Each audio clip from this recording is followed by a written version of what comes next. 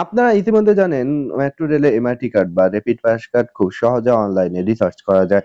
অনেকে অনেক টাকা রিচার্জ করে ফেলেন কিংবা অনেকেই রিসার্চ করার পর চিন্তা করছেন যে বর্তমানে আপনার টাকা দরকার রয়েছে।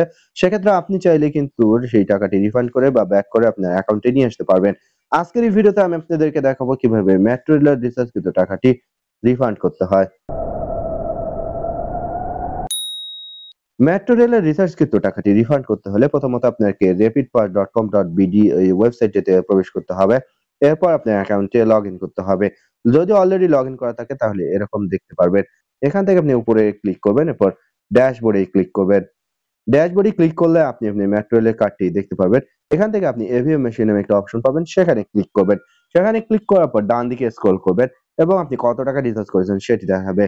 আবারও আপনি ডান দিকে স্ক্রল করলে এখানে দেখতে পারবেন রিফান্ড নামে অপশন রয়েছে।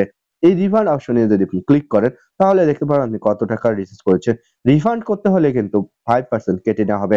অর্থাৎ আমার এখানে দেখতে পাচ্ছেন ৳১০০ রয়েছে। এই ৳১০০ যদি আমি রিফান্ড করি তাহলে কিন্তু ৳৫ কেটে নেওয়া হবে এবং ৳৯৫ আমার অ্যাকাউন্টে এড হয়ে যাবে। রিফান্ড করতে হলে কিন্তু ৩ থেকে ৫ কর্মদিবস সময় লাগবে।